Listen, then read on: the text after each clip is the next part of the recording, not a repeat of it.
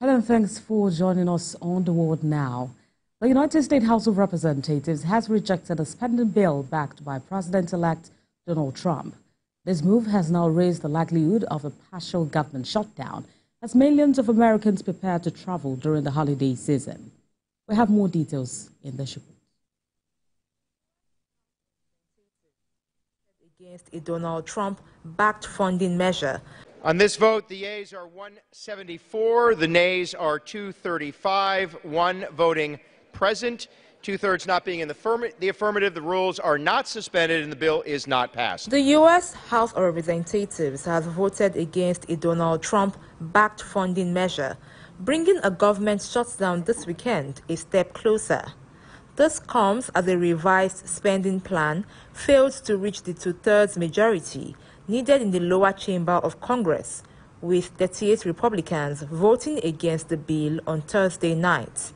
The hard-right Republicans took the unusual step of defying the president-elect's proposal on the grounds that it would add trillions of dollars to the $36 trillion national debt. Trump had thwarted a previous cross-party funding deal that the Republican House leadership had struck with Democrats after heavy criticism of the measure by tech billionaire Elon Musk. After the bill failed by 174 votes to 235, Republican House Speaker Mike Johnson said he would come up with another solution before government funding lapses at midnight on Friday. James Comer, while reacting to the development, commented on the House failure to pass the bill. The federal government spends money every day on security and maintenance of that facility, so I really don't know the answer to that question, but I'm confident we'll get the bill passed at some point, hopefully in the very near future. Because it saves money, it could very easily be in the budget reconciliation bill. I mean, it actually saves money because, it's a non-performing asset, and the federal government spends money every day on maintenance and security over there. The Trump-approved replacement bill would have tied government funding to a 2-year suspension of the federal debt limit, which determines how the government can borrow to pay its bills. The Trump-endorsed bill would have extended government funding for 3 months, delayed the debt limit until 2027, and set aside $110 billion for disaster relief.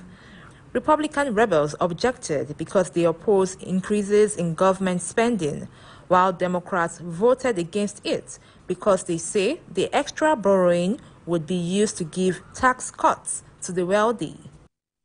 With weeks to go until his inauguration, Donald Trump is believed to be eager to avoid a fight over the debt limits that could discontinue his agenda for sweeping tax cuts and border security measures, which would require trillions of dollars in borrowed funds.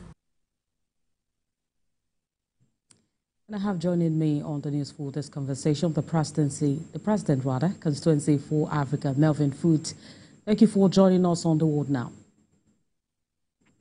Thank you.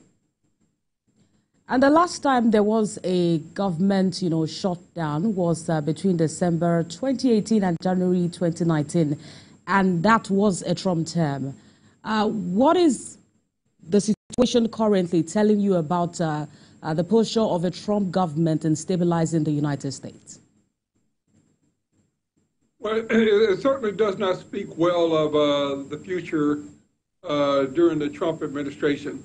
He seemed to be making policy moves even before he becomes president, and he seems to be making them based on individuals who would benefit from such a move.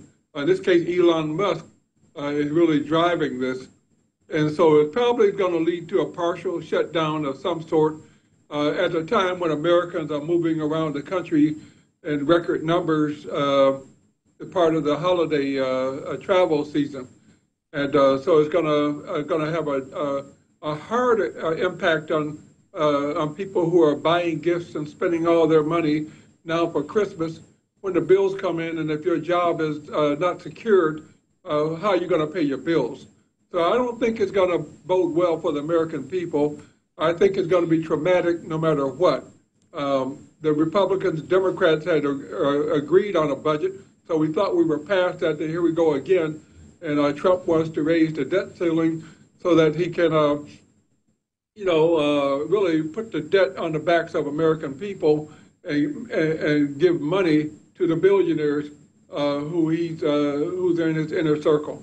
So it's not a good sign at all for the American people. And this is coming when the transition of power in the White House is just a month away. But let's look at how the House voted. We had 235 to 174 who rejected the spending bill, where 2/3 of the chamber was needed for passage. 38 Republicans actually, opposed the bill by Donald Trump. Does this perhaps indicate a difference in ideology of some of the Republicans that we have in the House? Well, there's some of them who are, really see this as good governance. They've been in the government for a long period of time, and it's always been about bartering and network. But now they're seeing their own party creating this chaos. This is not about the Democrats creating chaos. This is about Republicans creating chaos. That they're the majority in Congress, but yet they are divided on the spending bill.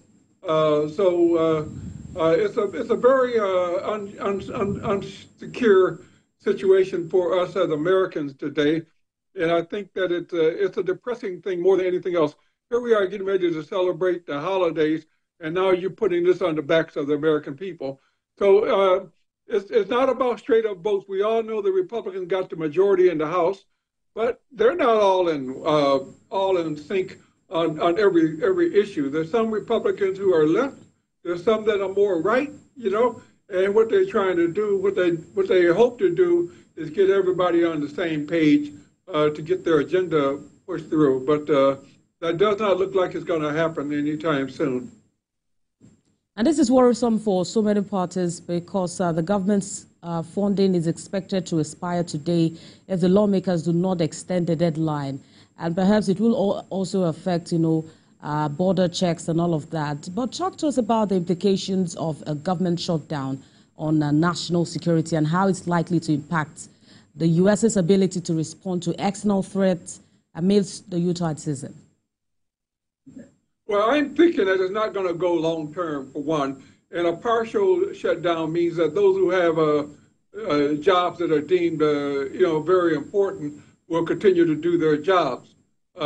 And so when you start talking about the border security and most of these jobs are deemed of importance.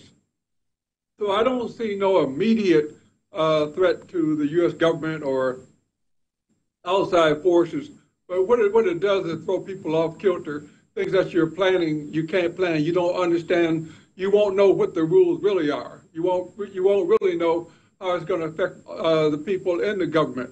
And I can assure you that if you have a government job today, you're wondering how this is going to affect you. You don't know if your job means that you have to go into work or not. So it creates chaos more than anything else. I think it's going to get resolved. There's another spending bill proposal on the table that's supposed to be voted on this morning. I'm not sure what it contains, but so we'll see as the day go on. We'll see what's going to happen, but I think it's going to be chaotic no matter what. You really are sending a very bad signal to the American people about their governance going forward. And very quickly, because of our time, so many persons have also blamed, the role of external influences, those who were on the Trump campaign, such as Elon Musk, and their role that they play in shaping U.S. fiscal policy, perhaps their impact on legislative processes. Do you agree with them? That's true. And this is clearly, Trump has always been about you support me and loyalty. And of course, Elon Musk put up a great deal of money for the campaign, so he has the power right now to push the U.S. government to do whatever it is that he wants them to do. And I'm very nervous about this.